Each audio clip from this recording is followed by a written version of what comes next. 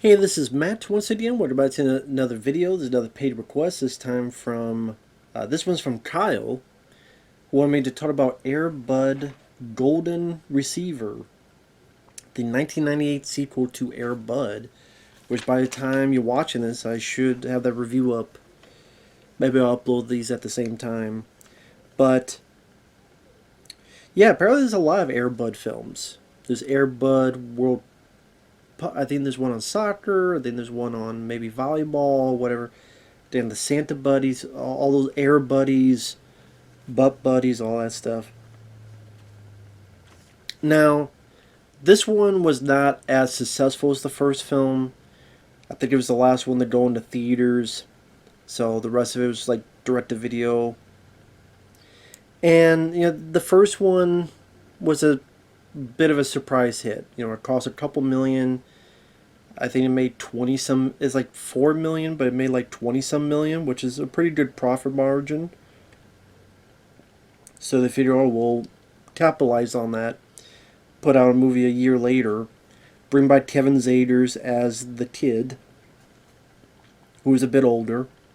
Oh, I think they recast the mom, because now the mom is played by I think Nora Dunn.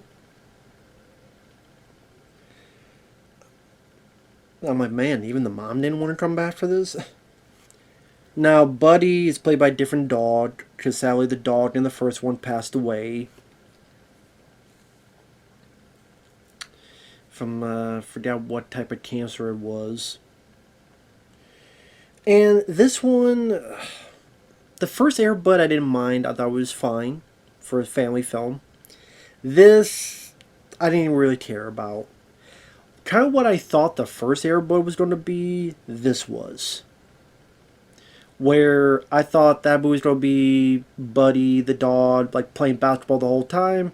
No, it was more about the bonding between kid and dog, a bit more of a heartfelt notion to it. And the dog was just a mascot and doing something for the a show in the middle of it, halftime show, until the very end when it plays in the game. And also, I mentioned how in the first movie, the kid thankfully wasn't so bratty. Here, they made him a bit more bratty. They made him a bit more whiny, a bit more annoying. I'm like, oh, great. What I was worried about what would happen in the first film is what happened here. That's what I mean. Like, this is what I thought the first was going to be. Sadly, the first film was better. Here, not so much. So, again, if you like the film, that's fine. I was not a fan of Airbud Golden Receiver. So the plot is that it's years later. Kevin Zaders, of course, the kid's still hanging out with Buddy, the dog. Again, played by a different dog. The kid goes to watch a basketball game. The dog follows, busts into the game, interrupts the game. And the way it's filmed is a bit weird. It's not the same director, Charles Martin Smith, is a different director. The way the backdrop is, at times, is very black and dark, and some of the camera techniques, I thought at first it was like a dream scene or a nightmare sequence, but it's not. And just the way people react is like not how people would react, and like I think they'd be a little bit more angry, a bit more upset or something. But no, nobody gets in trouble. Kid doesn't get in trouble. So meanwhile, his mom wants to date again. And one of the people she dates is Gregory Harrison, who I remember from the movie Razorback from back in the day, which I think is an underrated film. He's a new veterinarian. And while the guy's very nice, he's very courteous, he's very cool with Kevin, Kevin doesn't want someone to replace his dad, who passed away long ago. So, to be fair, he's not being so obnoxious and so whiny to the point that it's just frustrating. It's just that some of his decisions were a bit confusing. I get that, okay, transition for having a new dad could be tough, but again, there's certain decisions he makes. I'm like, really? So meanwhile, I guess kind of with talking to from his buddy, he joins the football team. Apparently, Buddy also loves to catch the football and run. Now, the coach for the team, I recognize the actor. I do like this actor, Robert Costanzo. He was the guy who gave John McClane the parking ticket at the beginning of Die Hard 2. He voiced the character Detective Harvey Bullock in Batman the Animated Series. He was in Total Recall as Arnold's drilling buddy, who's really an agent, and tries to screw over Arnold near the first act of the movie. He's been in a lot of stuff. Great to see him in here. Bit more substantial role than I usually get to see him play. So that was nice. That's one positive. But a lot of times this plays like a remake of the first film. You have bad guys that want to take the dog. In this case, is two Russian. And actually, no, I think that's Nora Dunn. Now that I think about it. So, excuse me. I think one of the Russians is Nora Dunn. So I apologize. I screwed that up. Just, I can't remember who played the mom. But, yeah, there's two Russians. The reason I forgot is because I wanted to forget about these damn Russians. That's why. Because they're silly and goofy and stupid. And more child goofiness. I'm like, these two Russians. Are you Boris and Natasha? Are you looking for Moose and Squirrel? Were you rejects that wouldn't put into Home Alone 3? That's why I wanted to forget it. So yeah, one of them is Nora Dunn. So, yeah. I forget who was... At least I think... I don't know. Nora Dunn's one of them. She's the mom or she's the... I don't care. Yeah, I fucked up. I don't care. I don't care. Because I think this movie kind of sucks. But when I say it's like a remake, it's... Kid gets to a sport. His coach becomes his role model. Bill Cobbs, who became the coach in the first film. Robert Costanzo here. The big game. People getting hurt. They win the game.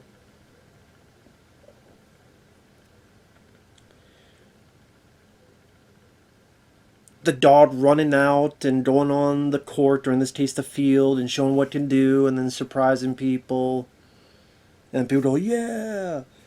Just a lot of this really felt like regurgitating what we did in the first Air Bud, only not just as football, but we're adding the Gregory Harrison boyfriend thing.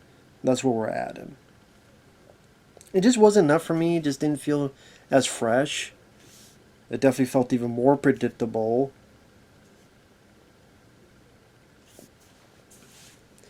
And I find it funny, like, when the kid throws the ball and the dog catches it with its mouth. It's like, you could play football too? I'm sitting there going, you threw something and the dog caught it with its mouth. If I threw a baseball and the dog caught it, I'm not thinking it's a baseball player. And that's another thing, is that I'm not saying that's of zero noteworthiness, but a dog catching a ball and running is not nearly as neat or as cool to see as a dog bouncing the ball off its nose or head with the right angle to get into a basket. That to me seems a bit more neat, a bit more of a circus act, a bit more of, ooh. Not, oh, you threw something in the ball and the dog caught it in his mouth. I'm like, okay. Most people's dogs can do that. So it doesn't seem as special, doesn't seem as unique, doesn't seem as crazy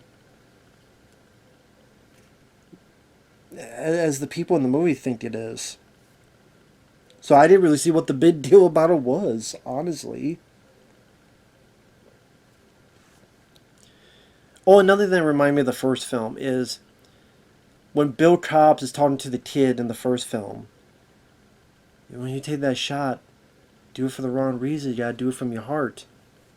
And then here, Robert Costanzo, you're playing ball for all the wrong reasons. I'm like, didn't we have the same speech in the first movie? But Kevin's, he still doesn't get it? Also, if this is about football, why is so much of the music surfer music? Like, a lot of times the music sounds like someone's riding the waves. Or it's like California. Like, I don't know why so much of this sounded like surfer music. They have to explain that to me. Be my guest. And then, like, the way he's behaving, like, Gregory Harrison has not done anything wrong. The mom hasn't done anything wrong. The kid, he literally wants to leave for San Francisco. I don't know who or what is in San Francisco, but he's ready to abandon and run away from home to San Francisco. As it wasn't even like they had a big fight. It wasn't like the guys like did anything or said anything bad to the dog or any. No, literally, Gregory Harrison, engagement ring to his mom.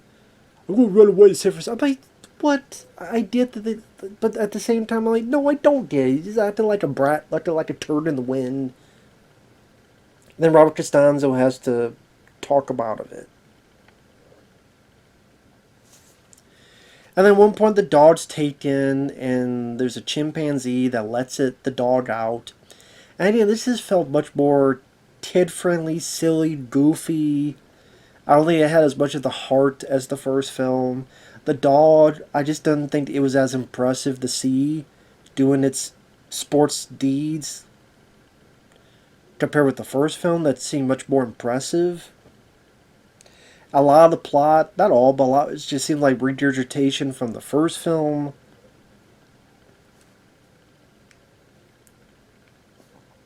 Gregory Harrison does fine. Doesn't have a whole lot to do.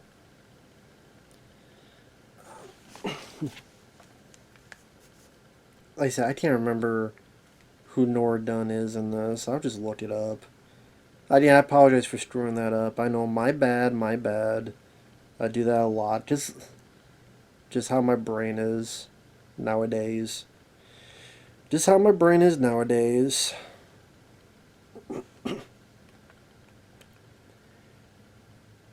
So Cynthia Stevenson plays the mom. And Nora Dunn plays Natalia.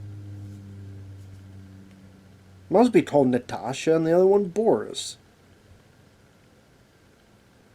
It really does seem like that's what they're going for. And like, I never found it funny. I never found it amusing.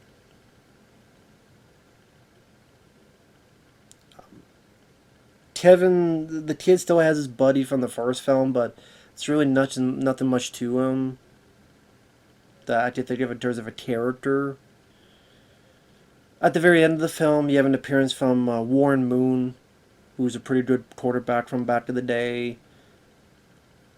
Played for like the Oilers for a point, and I think here he's with the Seattle Seahawks.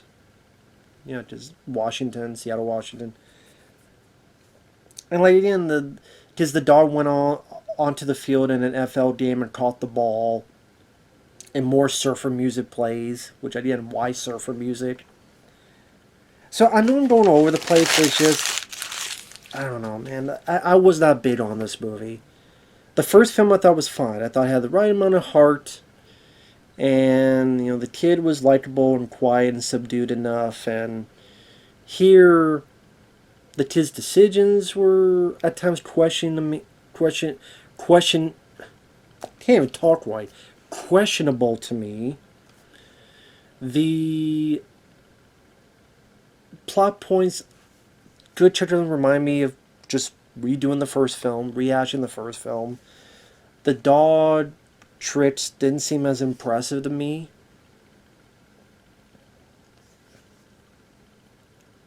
I mean, just catching a ball and just running and running didn't seem like much. The score, I thought, did not fit the film at all.